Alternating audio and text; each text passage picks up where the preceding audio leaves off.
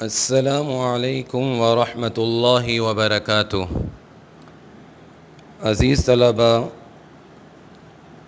آج کے سبق میں ہم سورہ انفال کی آیت نمبر 27 اور 28 پڑھیں گے انشاءاللہ۔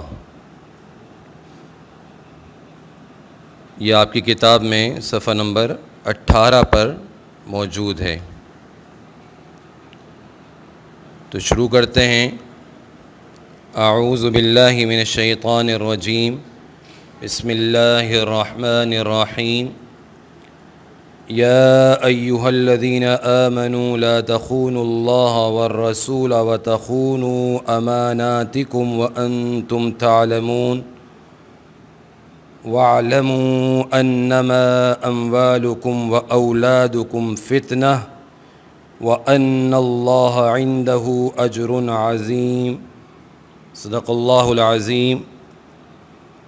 اللہ تعالیٰ ارشاد فرماتے ہیں، اے ایمان والو، نہ تو خدا اور رسول کی امانت میں خیانت کرو اور نہ اپنی امانتوں میں خیانت کرو، اور تم ان باتوں کو جانتے ہو، اور جان رکھو کہ تمہارا مال اور اولاد بڑی آزمائش ہے، اور یہ کہ خدا کے پاس نیکیوں کا بڑا ثواب ہے۔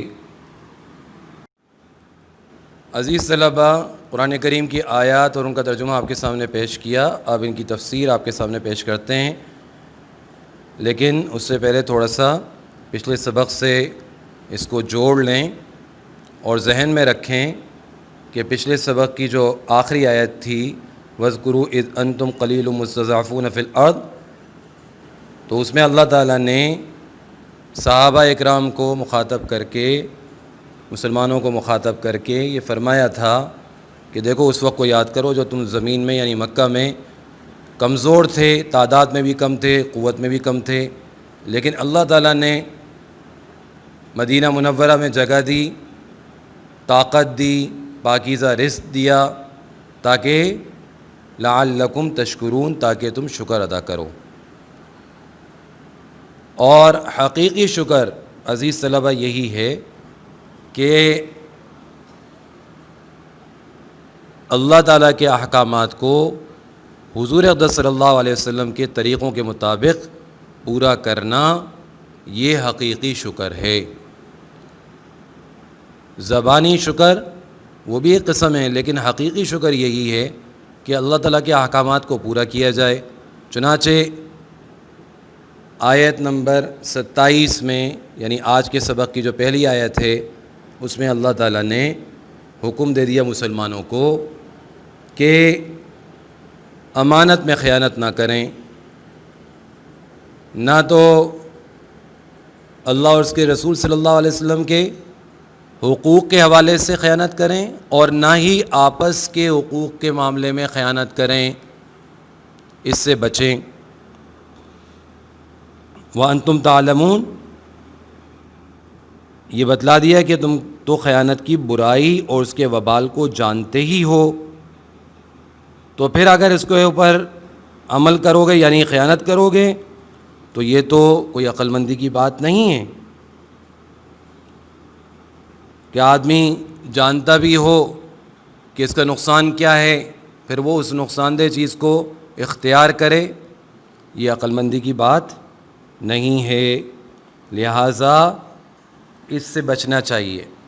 اب انسان کے ذمے دو قسم کے حقوق ہیں، ایک حقوق اللہ ہیں اور ایک حقوق العباد ہیں۔ دونوں میں خیانت کرنے سے بچنے کا حکم دیا گیا۔ مطلب اس کا کیا ہے کہ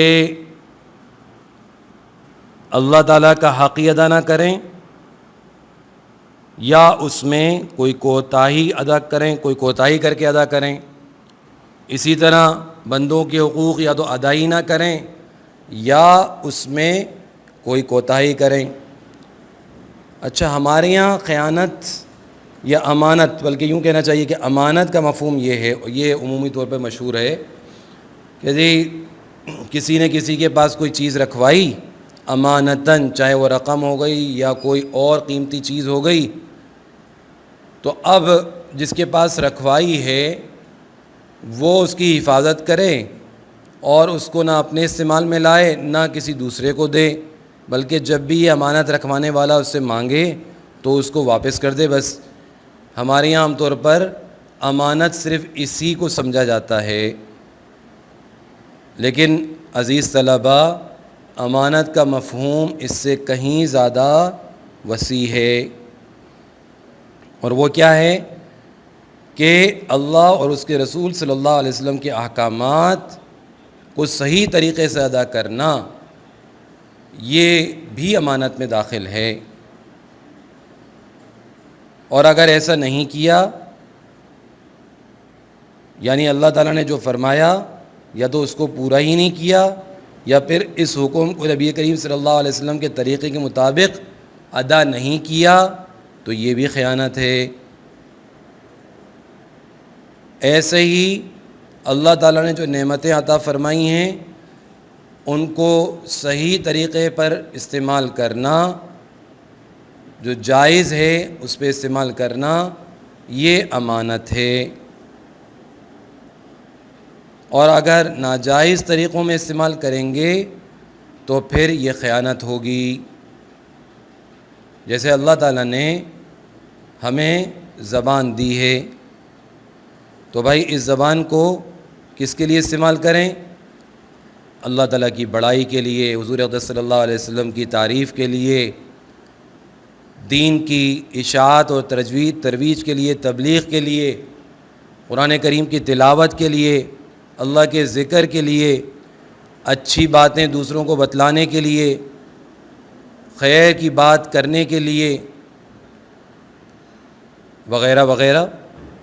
لیکن اگر آدمی اسی زبان کو استعمال کرے جھوٹ بولنے میں، غیبت کرنے میں، طعنہ دینے میں، الزام لگانے میں، بہتان لگانے میں، گالم گلوچ کرنے میں، وغیرہ وغیرہ، تو یہ امانت میں خیانت ہے۔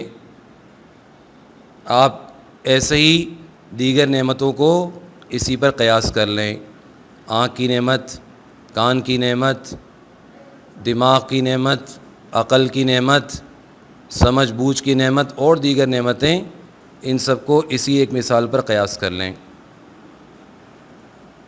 امید ہے کہ بات یہاں تک سمجھ میں آ گئی ہوگی۔ اب اپنی امانتوں میں خیانت کا مطلب کیا ہے تو اس کو بھی سمجھ لیں۔ ایک تو وہی ہے جو مشہور و معروف ہے، یعنی کسی دوسرے کے پاس جو ہے وہ بطور امانت کوئی چیز رکھوائی، پیسے یا کوئی اور چیز، تو یہ امانت سمجھی جاتی ہے۔ لیکن جیسے میں نے عرض کیا کہ صرف امانت کا مفہوم یہاں ختم نہیں ہو جاتا، بلکہ امانت کا مفہوم حقوق اللہ کے حوالے سے بھی وسیع ہے اور حقوق العباد کے حوالے سے بھی وسیع ہے۔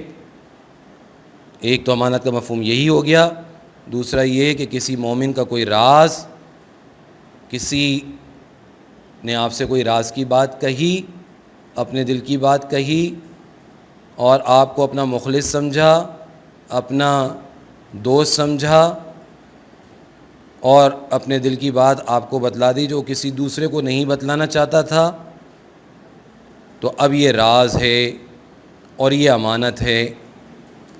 اب اس بات کو کسی دوسرے سے بیان کرنا یہ خیانت ہوگی۔ حضور اقدس صلی اللہ علیہ وسلم نے فرمایا المجالس بالامانہ، مجلس کی جو باتیں ہوتی ہیں وہ بھی امانت ہوتی ہیں۔ کہیں کسی جگہ پر بیٹھ کر کسی نے یا کچھ لوگوں نے کوئی باتیں کیں، خاص بات تھی، کسی اور کو نہیں بتلانی تھی، اب یہاں سے ایک آدمی اٹھ کر دوسروں کو بتلاتا ہے تو یہ امانت میں خیانت ہے۔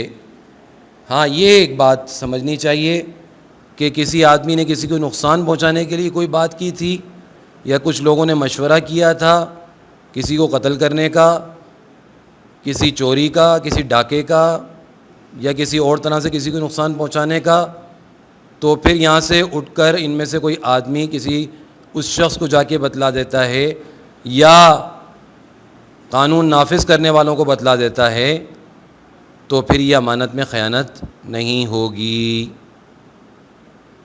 ایسے ہی عزیز طلباء، جو عہدے ہیں، جو ذمہ داریاں ہیں، وہ بھی امانت ہیں۔ اگر کوئی شخص کسی عہدے پر ہے، کسی جگہ پر ہے، تو اس کے ذمے لوگوں کے حقوق ہیں، تو ان کو صحیح طریقے سے اپنی ذمہ داری کو ادا کرے گا تو کہا جائے گا کہ اس نے امانت کو پورا کیا، اور اگر اپنی ذمہ داری کو پورا نہیں کرے گا تو یہ بھی امانت میں خیانت کا مرتکب ہوگا۔ اللہ تعالیٰ میں خیانت کرنے سے، چاہے وہ حقوق اللہ ہوں یا حقوق العباد ہوں، اللہ تعالیٰ ان سے ہمیں محفوظ رکھیں، آمین۔ اگلی آیت میں اللہ تعالیٰ نے فرمایا کہ جان رکھو تمہارا مال اور اولاد بڑی آزمائش ہے۔ یہاں پہ لفظ استعمال کیا گیا فتنہ۔ فتنے کے معنی امتحان کے بھی آتے ہیں اور عذاب کے بھی آتے ہیں، اور ایسی چیزوں کو بھی فتنہ کہا جاتا ہے جو عذاب کا سبب بنے۔ تو قرآن کریم کی مختلف آیتوں میں ان تینوں معنوں کے لیے لفظ فتنہ استعمال ہوا ہے۔ تو یہاں بہرحال تینوں معنی کی گنجائش ہے۔ بعض اوقات مال و اولاد خود بھی انسان کے لیے دنیا میں وبال جان بن جاتے ہیں، مصیبت بن جاتے ہیں، اور ان کے سبب غفلت و معصیت میں، گناہوں میں مبتلا ہو کر عذاب سبب بن جانا تو بالکل ہی ظاہر ہے۔ یہ دوسری صورت ہے کہ خود تو مال اور اولاد وبال جان نہیں بنے، لیکن ان میں ایسا آدمی مصروف ہو گیا کہ اپنی آخرت سے غافل ہو گیا، دین سے غافل ہو گیا۔ تو یہ بھی ایک صورت ہے، اور یہ بھی کہ مال و اولاد کے ذریعے تمہارا امتحان لینا مقصود ہے کہ یہ چیزیں ہیں تو ہمارے انعامات، اب تم انعام لے کر شکر گزار و اطاعت شعار بنتے ہو یا ناشکرے اور نافرمان بنتے ہو، تو یہ امتحان کے معنی آ گئے، آزمائش کے معنی آ گئے۔ تو بات سمجھ میں آ گئی ہوگی کہ اس کے ذریعے سے امتحان لیا جا رہا ہے کہ آیا میرا بندہ جس کو میں نے اولاد دی، مال دیا، وہ میرا شکر گزار بنے گا یا ناشکرہ بنے گا۔ اور یہاں پر جو اس آیت کا شان نزول ہے اس کے حوالے سے مفسرین اسی معنی کی طرف گئے، اور کتاب میں بھی آپ کے معنی آزمائش کے ہی لکھے گئے ہیں۔ اور شان نزول اس کا جو اکثر مفسرین کے نزدیک ہے وہ کیا ہے، اس کا خلاصہ میں عرض کر دیتا ہوں، اس کا مفہوم میں عرض کر دیتا ہوں کہ حضرت ابو لبابہ رضی اللہ تعالیٰ عنہ مشہور صحابی ہیں۔ غزوہ بنو قریظہ جو غزوہ احزاب یعنی غزوہ خندق کے فوراً بعد پیش آیا تھا، اور یہودیوں کا ایک قبیلہ تھا، آپ کو یاد ہوگا، جنہوں نے مسلمانوں سے غداری کی تھی۔ یہ غزوہ احزاب میں بھی انشاءاللہ ہم جب یہ سورہ احزاب میں بھی انشاءاللہ ہم جب سورہ احزاب پڑھیں گے تو انشاءاللہ وہاں اس کا تفصیلی ذکر کریں گے۔ ابھی مختصر اتنا میں عرض کر دیتا ہوں کہ غزوہ خندق میں چونکہ انہوں نے غداری کی تھی، لہٰذا مسلمانوں کو ان کے خلاف جہاد کرنے کا حکم دیا گیا، اور مسلمانوں نے ان کے قلعوں کا محاصرہ کر لیا جو 21 دن تک جاری رہا۔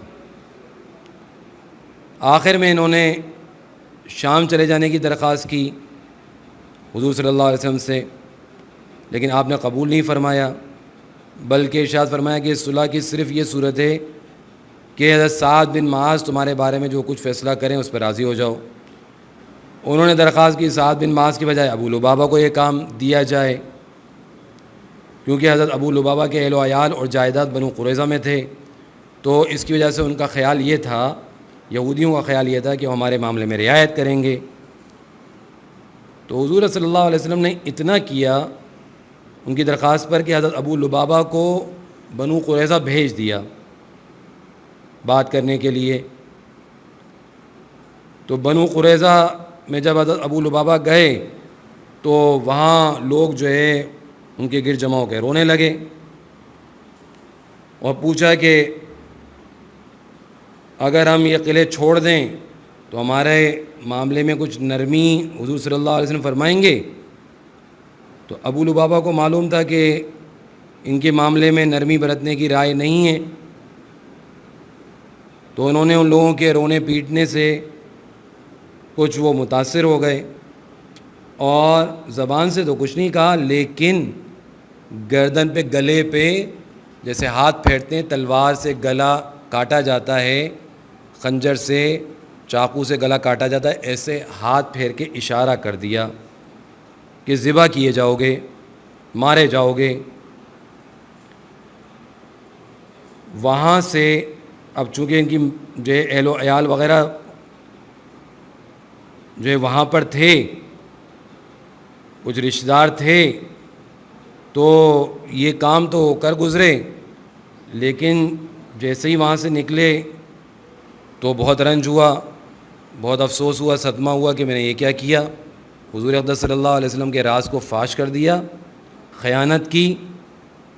تو اس قدر نادم ہوئے، شرمندہ ہوئے کہ آپ کے پاس نہیں تشریف لائے بلکہ سیدھے مسجد نبوی میں پہنچے اور مسجد نبوی کے ایک ستون کے ساتھ اپنے آپ کو باندھ دیا اور قسم کھائی کہ جب تک میری توبہ قبول نہیں ہوگی اسی طرح بنا رہوں گا، چاہے اس حالت میں موت آ جائے.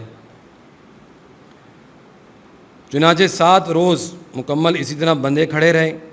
ان کی بیوی اور بیٹی جو ہیں وہ ان کی نگہداشت کرتی تھیں اور ضروریات کے وقت جو ہے وہ نماز کے وقت ان کو کھول دیتیں اور فارغ ہونے کے بعد پھر باندھ دیتی تھیں.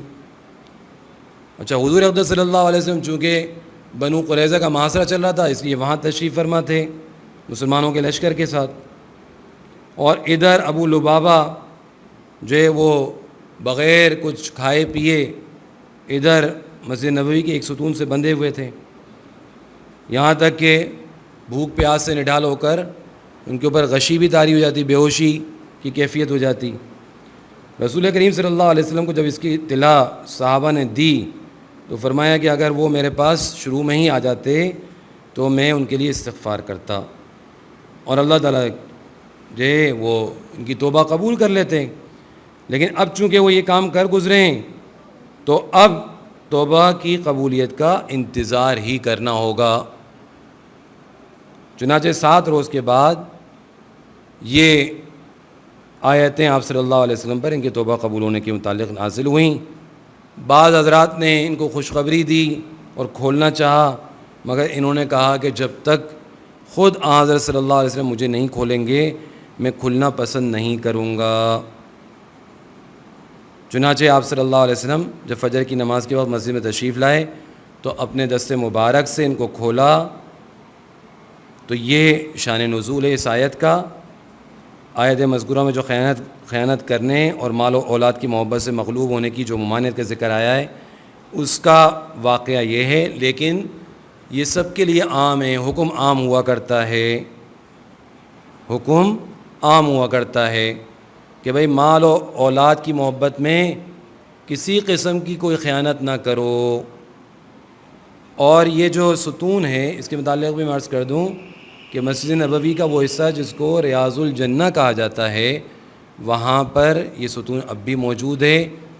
اس پر استوانہ ابو لبابہ لکھا ہوا ہے، جہاں پر حضرت ابو لبابہ رضی اللہ تعالیٰ عنہ نے اپنے آپ کو باندھا تھا، وہ آج بھی وہاں موجود ہے.